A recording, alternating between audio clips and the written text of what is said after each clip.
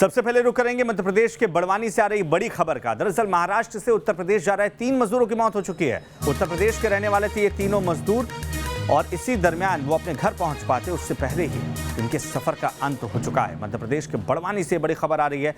उत्तर प्रदेश का रुख करें, ये 3 मजदूर अपनी जान गंवा चुके हैं। सवाल उठता है कि आखिर कब तक ये सिलसिला चलता रहेगा, कब तक ये मजदूर जिन्हें राष्ट्र निर्माण का जिम्मा मिला है, जिन्हें कहा जाता है कि राष्ट्र के निर्माता हैं, वो अपनी जान गंवाते रहेंगे, जिनके लिए दावे तो लगातार किए जा रहे हैं, व्यवस्था लगातार होने की बातें कही जा रही हैं, लेकिन हकीकत कुछ अलग नजर आती है। हाल ही में जहां 16 मजदूर औरंगाबाद में ट्रेन की चपेट में आने से अपनी जान गंवा चुके थे, वहीं महाराष्ट्र से उत्तर प्रदेश जा रहे 3 और मजदूरों की मौत हो चुकी है। पैदल ही महाराष्ट्र से निकल गए थे अपने घर के लिए, क्योंकि इन्हें सरकार की तरफ से जो इंतजाम करने के दावे किए जा रहे थे उसका कोई लाभ मिलता नजर नहीं आ रहा था। इनका इंतजार लगातार बढ़ रहा था। इनके पास खाने पीने के सामान की जो परेशानी थी वो बढ़ती जा रही थी। और उसके बाद ये जब पैदल निकले थे अपने घरों के लिए, तो अपने घर तक पहुंच पाते, इन्हें सुकून मिल पाता, उससे पहले ही ये जंग हार चुके हैं। इनके सफ़र का अंत हो चुका है। तो मध्य प्रदेश के बड़वानी से 3 मजदूरों की मौत की खबर फिर आई है। यहाँ के सिंधवा इलाके में 3 प्रवासी मजदूरों ने दम तोड़ा है। ये मजदूर महाराष्ट्र से उत्तर प्रदेश जा रहे थे और नेशनल हाईवे पर इस तरह मजदूरों की मौत से हड़कंप मचा हुआ है। तीनों मजदूरों को जब देखा गया तो अलग अलग जगहों पर इनकी मौत हुई थी। मरने वालों में 42 साल का अनीस अहमद है, 50 साल के वीरेंद्र बहादुर हैं और 55 साल के लल्लू राम भी शामिल हैं। ये लोग उत्तर प्रदेश के फतेहपुर, सिद्धार्थनगर और प्रयागराज के रहने वाले थे और तीनों मजदूरों की मौत की वजह का पता अब तक नहीं चल पाया है।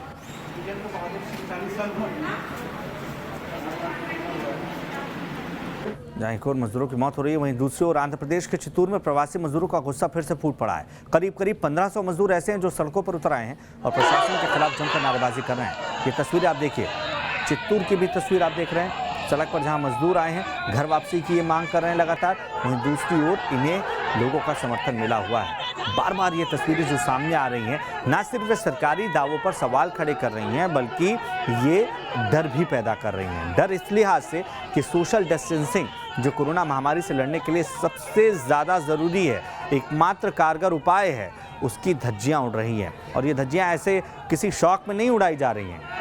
इन पर तमाम तोहमतें लोग लगा सकते हैं, लेकिन इनकी मजबूरी समझने की आप कोशिश करिए।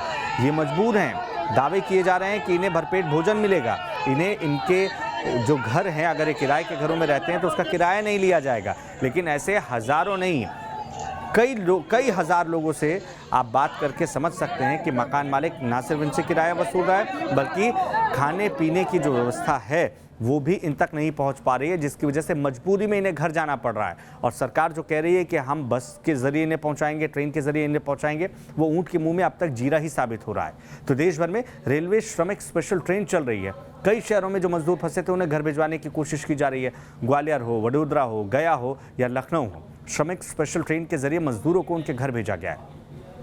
हालांकि सभी मजदूरों को 14 दिनों तक क्वारंटीन सेंटर में रखा जाएगा और उसके बाद ही उनके घरों के लिए रवाना किया जाएगा। जितने मजदूर पहुंच रहे हैं उससे ज़्यादा मजदूर सड़कों पर हैं, उसकी तस्वीर भी हमने आपको दिखाई है। यानी जितनी व्यवस्था की गई है उससे कहीं ज़्यादा व्यवस्था करने की ज़रूरत है, सुध लेने की ज़रूरत है इन मजदूरों की, जो कामकाज के लिए, राष्ट्र के निर्माण के लिए एक शहर से दूसरे शहर पहुँचे हुए थे और आज वो अपनी जान गंवा रहे हैं। खैर, आज मदर्स डे भी है। मदर्स डे के मौके पर लोग माँ को याद करते हैं, माँ की सेवा के ज़रिए उसके उपकारों के प्रति अपनी कृतज्ञता जाहिर करते हैं। लेकिन कुछ माँओं के लिए इस दिन के लिए अलग ही मायने हैं। कंधे पर बोझा और बच्चे लिए इन महिलाओं का दर्द छलक पड़ा है। न्यूज़ नेशन के संवाददाता मोहित बख्शी इनके पास पहुँचे, इनका दर्द जानने की कोशिश की। आप भी सुनिए इन माँओं का क्या कहना है। मदर्स डे के लिए कुछ लोगों के मायने हो सकते हैं पार्टी करना, माँ के साथ जश्न मनाना, लेकिन ये भी माएँ हैं। इन माँओं को देख लीजिए, हाथ में बच्चों को उठाए, सर पे बोझा लादे चले जा रहे हैं। कहाँ से जा रहे हैं, कैसे जा रहे हैं और क्या होगा आगे, कुछ पता नहीं। ये तमाम माएँ हैं, ये अपने बच्चों को साथ लिए घर से निकल पड़ी हैं। इन्हीं से बात करते हैं इनके दर्द के बारे में। आप बताइए, कहाँ से आप आ रही हैं? इतना बोझा आपने उठाया है, कहाँ तक जाना है? चंद्र बिहार मंडाली से आए, मुझे जौनपुर जिला जाना है। अच्छा, हाँ। तो ऐसे जा पाएंगी आप? इतना बोझ है आपके सर पर, बच्चा आपके पास है। क्या करूँ भैया, खाने पीने का कुछ है नहीं घर में, क्या कहाँ से लाऊंगी खाऊंगी बताओ। न कमाने के लिए पैसे जाने दे रहे हैं, अब बच्चे को कहाँ से लाऊं खाना लेने भी जाओ स्कूल में तो 1-2 बज जाता है, भूख के मारे बच्चे छट्टिया जाते हैं, इसलिए मैं अपने गाँव भागना चाहती हूँ, गाँव चली जाऊँ। ये रोती आंखें देखिए, ये दर्द है एक माँ का, शायद जिसको मदर्स डे का पता भी नहीं होगा। आज क्या कितने बच्चे हैं आपके जिनको साथ लेके आप जा रही हैं? 4 बच्चे हमारे पास हैं, हाँ, 2 लड़की 2 लड़का, 4 बच्चे हैं भैया। लेके मैं गांव जाऊंगी, मैं यहाँ नहीं खिला पाऊंगी। ठीक है, ये देखिए और भी यहाँ पर माएँ हैं, उनसे हम बात करते हैं। कहाँ आपको जाना है और कैसे जा पाएंगी? आजमगढ़ जिला जाना है मुझे, और 2 बच्चे लेके यहाँ मैं रहती हूँ। अच्छा। मेरे पति पीओपी काम करते हैं, तो पीओपी लॉकडाउन में सब सारा कुछ काम बंद हो गया। अच्छा। जो 2-4 हज़ार रहा जब तक हम लोग खाएं, अब हमारे पास कुछ नहीं खाने के लिए, तो हम सोचे कि हम 2 बच्चे लेके अपना गांव चले जाएं। सरकारें कह रही हैं मदद कर रही हैं, क्या कोई मदद मिली? सरकार मदद कर रही है, लेकिन सरकार कुछ 10 लोग के दे रही है तो 100 लोग के भगा रही है लाइन से। आधार कार्ड भी दिए हैं कि सरकार कहा कि आधार कार्ड से राशन मिलेगा, बाकी राशन कार्ड नहीं मिला। हम लोग का आधार कार्ड फाड़ के फेंक दिए जो राशन बांटने वाले थे, और उसमें तो हर चीज़ है। चावल अगर लाइन में दिन भर लगो तब भी नहीं मिलता है। तो आप आजमगढ़ तक कैसे जा पाएंगी? अब कैसे सफ़र करूंगी? कुछ दूर पैदल जाऊंगी, अगर कुछ दूर मिल जाएगी साधन तो वैसे हम लोग कोई भैया बाबू मदद कर देगा तो बच्चों को लेके चले जाएंगे। जी। आप बताइए, आप कहाँ तक आपको जाना है, कैसे सफ़र तय होगा? सर हमें आजमगढ़ जाना है। कितने कौन है परिवार में, किस किस को लेके जा रहे हैं? मेरे पति हैं और मैं, मेरी बहन। अच्छा। मेरी बहन 3 साल से भी अपने माँ से नहीं मिली, अब खाने पीने कुछ भी नहीं, हम लोग गांव जाना चाहते हैं। आप लोग आए हैं, बस नहीं, ट्रेन नहीं, जो ट्रेन के जरिए कहा जा रहा था, क्या ट्राई किया आप लोगों ने, कोशिश की कि वहां पर कुछ साधन हो जाए? हम बहुत ट्राई की, रोज तैयार होकर निकल के आते थे, फिर हमें वहीं पर जाना पड़ता। इस बार हम सोचे कि इस बार निकलेंगे, चाहे मरेंगे चाहे जिएंगे, पर हमें जाना है गाँव। लेकिन कैसे पहुंच पाओगे, ये एक बड़ा सवाल है। हमें कैसे भी, अब पैदल अगर कोई साधन हमें मिल जाएगा तो बहुत अच्छा, लेकिन अगर नहीं मिलेगा तो हमें तो पैदल ही जाना, कैसे भी करके हमें जाना है।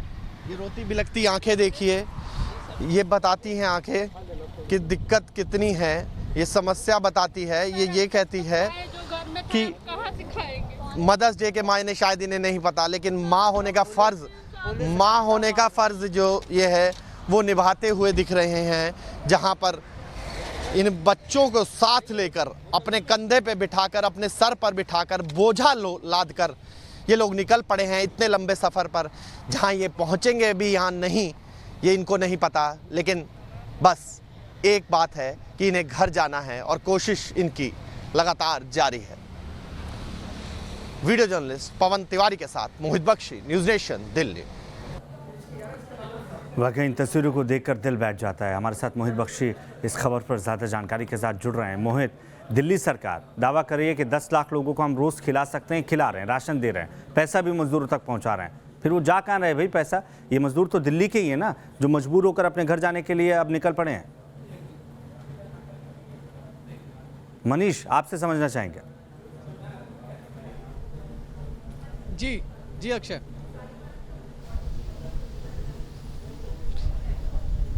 अक्षय, आप सवाल प्लीज दोहरा देंगे। मैं ये समझना चाह रहा हूँ मनीष, दिल्ली सरकार लाख दावे करी कि 10 लाख लोगों को हम खाना खिला रहे हैं, कुछ लोगों को फ्री में राशन पहुंचा रहे हैं, और उसके बाद पैसे भी लोगों तक हम पहुंचा रहे हैं, फिर लोग क्यों मजबूर हो रहे हैं भाई घर जाने के लिए? अक्षय, सिर्फ मजबूर नहीं हो रहे हैं बल्कि मौसम की मार में भी वो आगे बढ़ रहे हैं। तस्वीर आप देखिए, यहाँ पर कई सारे मजदूर आपको दिखाई पड़ रहे होंगे, और आंधी अभी कुछ देर पहले ज़बरदस्त तरीके से आई थी, बारिश शुरू हो चुकी है, और आप देखिए किस तरह से मजदूर पेड़ की 8 लेकर बैठे हुए हैं ताकि वो भीगे नहीं, आंधी से बचे रहें, लेकिन इन सब के बावजूद अपने घरों की तरफ बढ़ रहे हैं। दिल्ली से ये लोग निकले हुए हैं और इन्हें जाना है बिहार तक। सफ़र यहाँ से शुरू किया है, थक गए थे इसलिए यहाँ पर रुके हुए थे, लेकिन अब बारिश आ चुकी है। सोचिए अगर ये यहाँ पर भीग जाते हैं तो आगे का सफ़र बिहार तक वो भीगे हुए कपड़ों में ही तय करेंगे। कितना मुश्किल ये सफ़र होगा और किस तरह से ये आगे जाएंगे। तमाम दावे वादे चाहे दिल्ली सरकार हो, यूपी सरकार हो कर रही हो, पर सच यही है कि आप जैसे ही अपनी गलियों से निकलकर हाईवे पर पहुंचते हैं, आपको ऐसे मजदूरों की कतार दिखाई पड़ जाती है, महिलाओं की कतार दिखाई पड़ जाती है, जिनके हाथ में बच्चे हैं, सामान है, लेकर चले जा रहे हैं, दौड़े जा रहे हैं। कहाँ जाएंगे, कैसे पहुंचेंगे, इसका कोई अंदाज़ा नहीं है, लेकिन बस अब यहाँ और नहीं रह सकते क्योंकि यहाँ खाने की दिक्कतें हो रही हैं और दूसरी तमाम दिक्कतें हैं। ऐसे में सब यहाँ से निकल रहे हैं। बड़ी बात ये भी है, कई सारी बैरिकेडिंग पार करते हुए, मतलब पुलिस के सामने से निकलते हुए जाते हैं, लेकिन पुलिस भी सोचती है कि अब रोकेंगे तो कहाँ रखेंगे। शायद यही वजह है कि उन्हें रोकने की कोई खास कोशिश बिल्कुल ये आज मजबूत हैं। ये मजबूत होते अगर हाल में चुनाव होने वाले होते तो कोई सरकार नहीं बल्कि जो राजनीतिक पार्टियां हैं वो भी इनकी मदद के लिए आगे आ रही होती, जो अभी हाथ पर हाथ धरी बैठी नजर आ रही हैं। मनीष, बहुत शुक्रिया तमाम तस्वीरें हम तक पहुंचाने के लिए। तो जो सरकार की अपील है उसके बावजूद मजदूरों का पलायन जारी है। परेशान प्रवासी मजदूर बेबस अब घर के लिए निकल पड़े हैं। हमने आपको दिखाया कि मौसम ने किस तरीके से करवट ली है, जिसमें गाड़ी चलाना दूभर हो रहा है, गाड़ियां तक हिलती नजर आ रही हैं। वहीं दूसरी ओर ये मजदूर उस तेज बारिश में, तेज आंधी में भी अपने बच्चों को कांधे पर बिठाए सैकड़ों किलोमीटर का फासला तय करने के लिए निकल पड़े हैं, क्योंकि इनके सुनने वाला कोई यहाँ पर है ऐसा इन्हें यकीन नहीं है। तो दिल्ली में लॉकडाउन में फंसे मजदूर अब किसी भी तरह अपने घर पहुंच जाना चाहते हैं। मध्य प्रदेश और बिहार के रहने वाले ये लोग अब पैदल ही मंजिल पर निकल पड़े हैं। दिल्ली रेलवे स्टेशन के बाहर प्रवासी मजदूरों से हमारे सहयोगी रवि सिसोदिया ने बातचीत की है।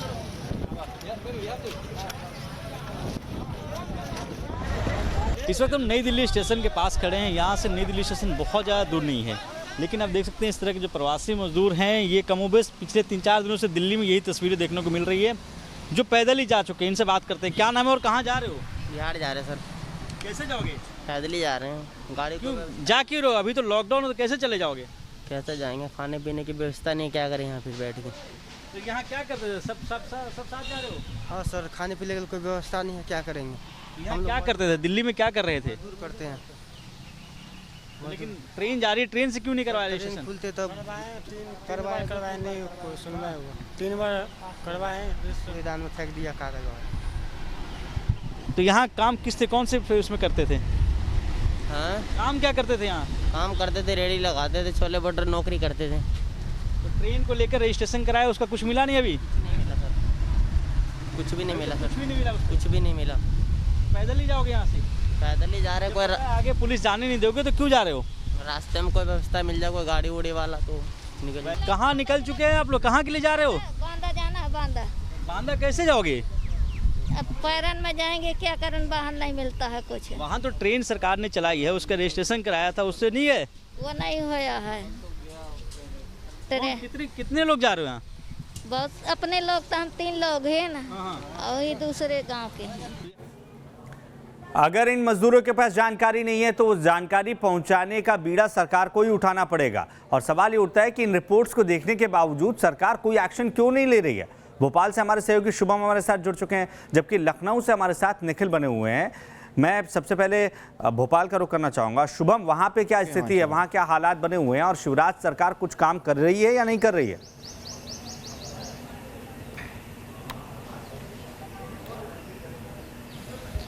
देखिए अक्षय, जैसा कि हर सरकार दावा करती है कि हम खूब अच्छे से काम कर रहे हैं, लाखों मज़दूरों को ला रहे हैं, और अगर हम सरकारी आंकड़े की बात करें तो 1 लाख से ज़्यादा मज़दूरों को अलग अलग राज्यों से सरकार लेकर आई है। मगर आप ज़्यादा दूर नहीं, भोपाल से ही अगर हम तकरीबन 50-60 किलोमीटर दूर जाते हैं तो इंदौर भोपाल हाईवेज़ पर ही हमें कई मज़दूर दिखाई देते हैं जो कि अपने अपने ज़िलों की ओर रवाना हो रहे हैं और सरकार उनकी भी व्यवस्था नहीं कर पा रही है। तो एक तरफ दूसरे राज्यों की बात जो हो रही है कि उन्हें सरकार ला रही है या नहीं ला पा रही है, मगर दूसरे ज़िलों तक पहुंचाने का काम मज़दूरों को सरकार ठीक से नहीं कर पा रही है। और आप देखिए कि हर ज़िले में, हम बड़वानी की ज़िले की अगर बात करें अक्षय, तो 500 मज़दूरों को बैरिकेडिंग के सहारे रोका गया था पुलिस के द्वारा और तकरीबन 3 दिनों तक उन मजदूरों का हाईवे पर धरना चलता है।